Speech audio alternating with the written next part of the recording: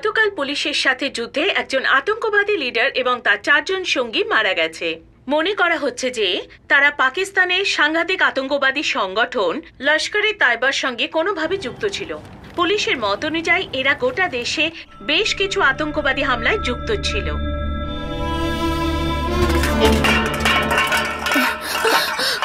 দিয়া, কি করছো তুমি ওখানে?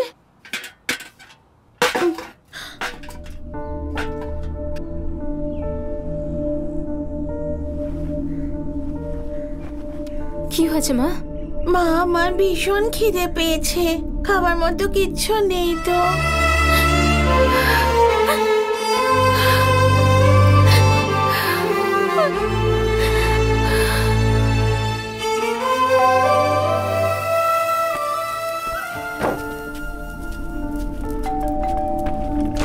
এসব কি? তুমি কি ভাবো নিজেকে? 20 দিন কেটে গেছে আর গত 3 মাসের টাকাও বাকি আছে।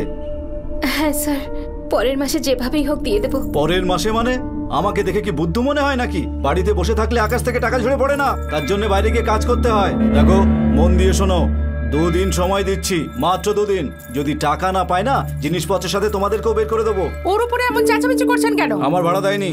বেচারি বরের শোকে এখনো বাইরে বেরোতে পারছে না, আর তার উপর আপনি চেঁচামেচি করছেন। আপনারা শুধু টাকাই দেখেন না। এই নিন। আর বাকি টাকা? এই মাসের শেষের দিকে পুরো পেমেন্ট আমি করে দেব।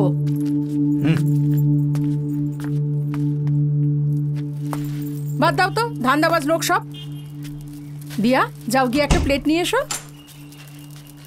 মাম্মি তোমাকে কিচ্ছু বলবে না, যাও যাও নিয়ে এসো।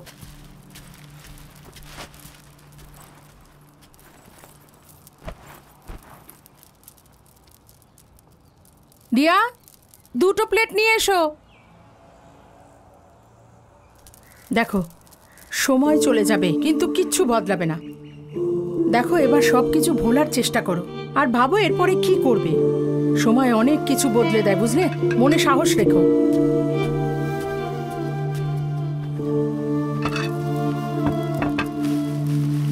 ইডলি খাবে তো?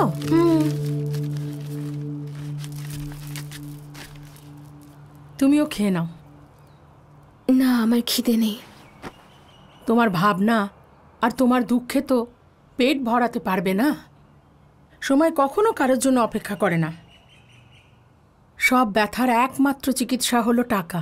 আমাদের কথা ছাড়ো, কিন্তু ও তো বাচ্চা, ওর কথা তো একবার ভাবো।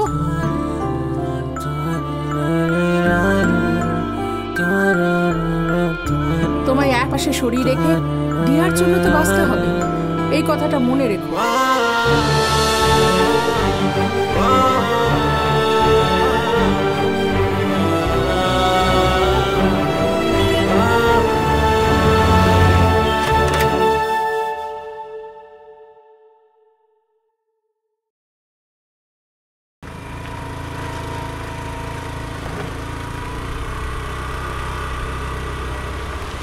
দিব্যা, তুমি কোথা থেকে আসছো? আমি দোকানে গেছিলাম। কাব্যা, খুব সমস্যায় পড়েছি, আমাকে একটা চাকরির ব্যবস্থা করে দাও প্লিজ। মনে আছে স্যার, আমি আপনাকে বলেছিলাম আমার এক বন্ধু আছে, ও ভীষণ অসুবিধায় আছে, ওর একটা চাকরি দরকার। কোয়ালিফিকেশন কি আপনার? আমি বিয়ে করেছি স্যার। কম্পিউটার চালাতে জানেন আপনি? আপনি দেখলে শিখে নিতে পারবো।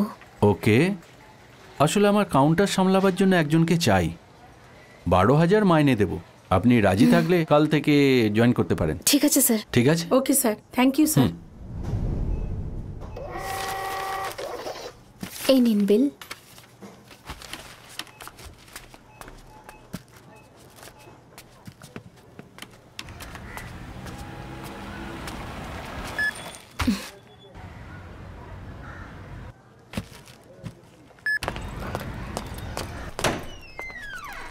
মা, এই যে। 2 মিনিট দাঁড়াও, আমি আসছি। ওকে। আর কিছু লাগবে স্যার? না ম্যাডাম।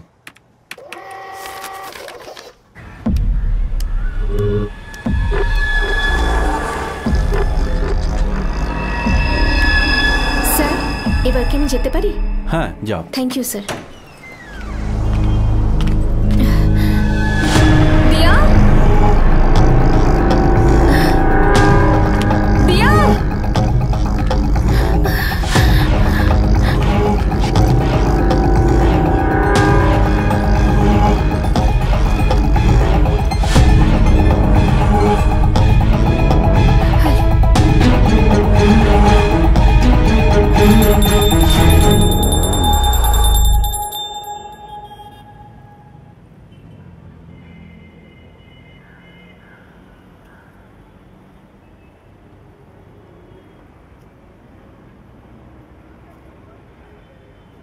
লাভ ম্যারেজ করেছো?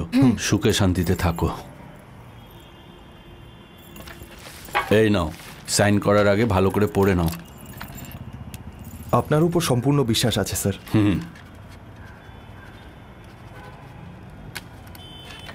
এনার ওয়াইফেরও সাইন নিয়ে নাও। এখানে মনে রাখবেন 5 তারিখের আগে সুদ দিতে হবে, তবেই আপনার পরিবার আনন্দে থাকবে। তুমি মা লক্ষ্মীর মতো, তাই এই টাকা তুমিই রাখো। Thank you sir. এ কি তোমাদের মেয়ে? হ্যাঁ স্যার। খুব মিষ্টি তো। আমি কিন্তু টাকা পাঠিয়ে দিয়েছি, কাজটা হওয়া চাই। আপনি আমার উপর ছেড়ে দিন পেরুমল বাবু। স্যার আপনার ভালো হোক। ঠিক আছে স্যার, আমি আসি। স্যার, আমার মেয়ে কোথায়? কোথায় ও? তোমার মেয়ে একদম ঠিক আছে। স্যার, দিয়া কোথায়? আমার টাকা দাও আর মেয়েকে নিয়ে যাও।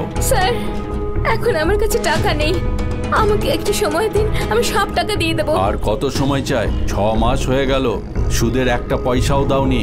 কি ভেবেছো আমি কি দান ছত্র খুলে বসে আছি আমার বাড়িতে? হ্যাঁ, টাকা নিয়ে এসো আর নিজের মেয়েকে নিয়ে যাও। আমি হাত জোর করছি আপনার কাছে, প্লিজ আমার মেয়েকে ফিরিয়ে দিন, প্লিজ। 2 দিনের মধ্যে আমার টাকা চাই, না হলে মেয়েকে ভুলে যেও। থাইল্যান্ডের পার্টি আজকাল অনেক টাকা দিচ্ছে, এখান থেকে যাও। আমি পুলিশে কমপ্লেইন করব। পুলিশে যাও, ভয় পাই না।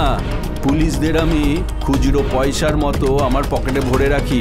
ভালো করে শোনো, ঠিক সময় পয়সা না নিয়ে এলে তোমার মেয়ের কোনো গ্যারেন্টি নিতে পারবো না। যে কাস্টমার ভালো দাম দেবে আমি তার কাছে ওকে বেচে দেব।